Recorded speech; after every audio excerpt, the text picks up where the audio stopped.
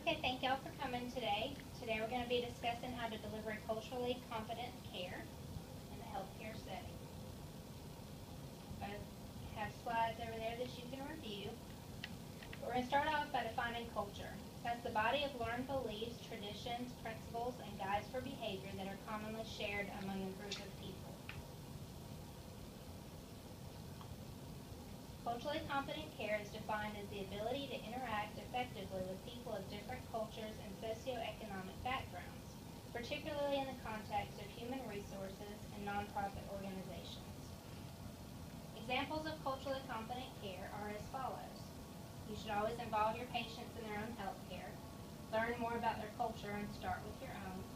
Utilize a trained interpreter if a language other than your own is spoken, and pay attention to financial issues and help allocate resources.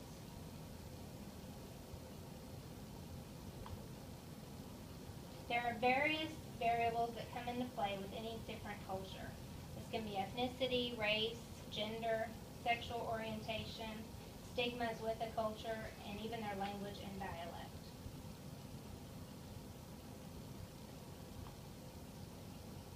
A culturally competent healthcare system can help improve health outcomes as well as the overall quality of care.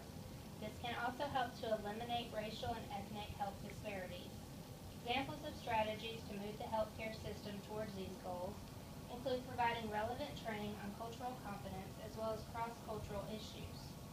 This should help to eliminate any barriers that you may have with patient care. By increasing our own cultural awareness, we are able to better meet the needs of our patients. For example, if you have an Indian patient that comes in, say, the ICU, and it's after visiting hours, you may want the family members to leave and they may get upset. If you don't know the Indian culture and understand that families make decisions together, then you wouldn't understand why they were having this emotional display. Vulnerable populations are defined as any particular group of people who have not been well integrated into the healthcare system. This can be due to their income, race, or even their social status. For this presentation, we will focus on Hispanics.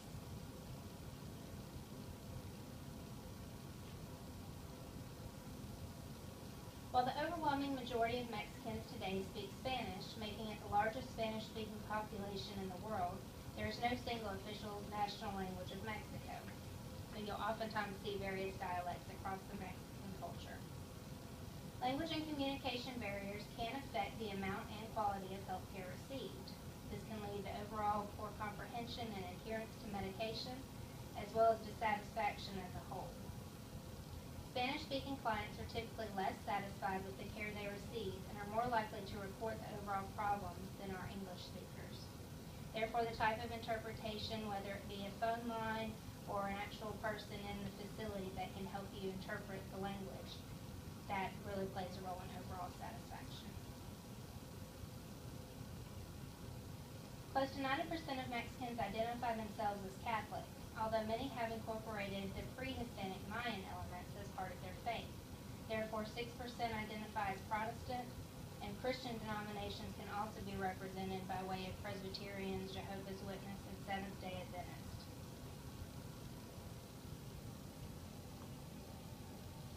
Mexicans put a very high value on the hierarchy structure, so that, like presidents, any leaders as a whole, they really value their opinions. They're especially admiring of healthcare professionals and really think that, they're there to help. Although you will tend to see that these people often don't reach out to medical simply because they may not have the legal paperwork to be here in the first place. So they fear that they may be deported. Most families are highly traditional. They have the father as the authority figure.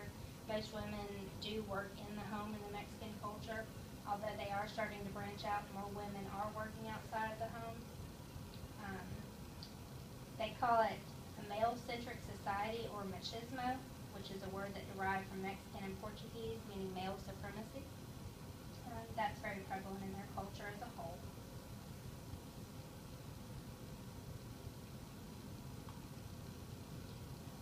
As far as their clothing is concerned, most Mexicans are very, up to date as far as, like the typical woman's wardrobe may be a tunic, and which they call hua pills, or a cape known as a keshkimilet. And then they also have shawls called rebizos. Around here we don't really see the real ornate clothing that they wear. Typically they just dress just like you or I. Boots are considered a wardrobe staple. Something about the feet.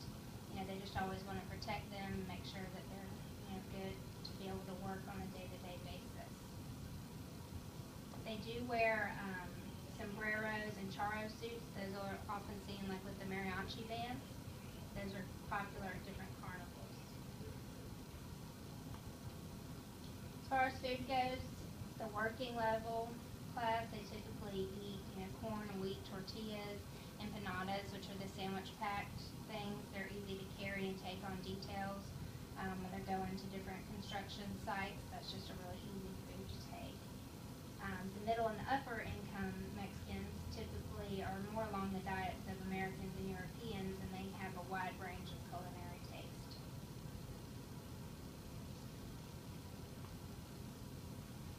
As far as their artistic style, the Mexican culture really enjoys doing clay pottery as well as embroidered cotton garments and wood shawls. They just really like to do that in their free time, as well as the women like to make colorful baskets and rugs, which is something extra that they like to do. They are also really widely accepted in the music area. They like to play violins, guitars, and vihuelos, which is a 5-string guitar.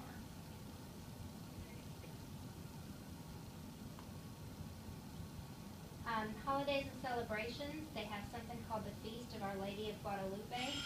That is celebrated on December 12th. This is a major Mexican holiday that celebrates the appearance of the Virgin Mary to an Indian man in the first years of Spanish rule.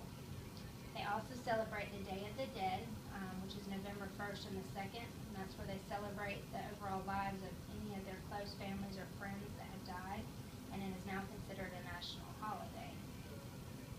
Carnival is also celebrated in many communities, and that marks the period before Lent.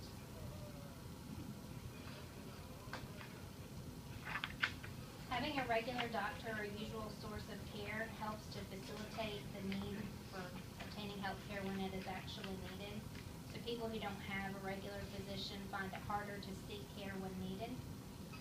This particular culture, like I said, is often fearful of deportation and not having proper documentation. Therefore, they don't access health care as regularly. And if they do, they're oftentimes found in your local ER, where they'll come without a driver's license, without a social security card, and then the taxpayers are left to pay the difference.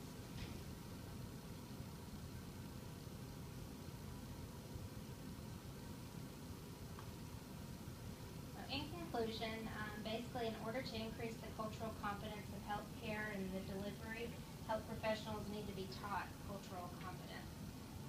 There have been several different attempts to make this unanimous across the board, but as for right now, you could take a class in cultural competence today and learn 10 facts. He could take one tomorrow and learn 5. I may take one today and learn 7.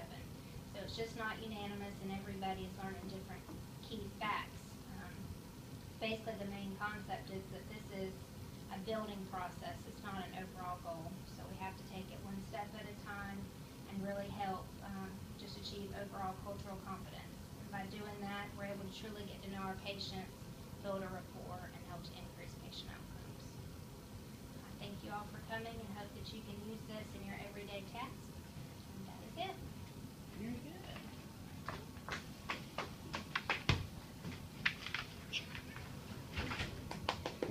I just hit the red.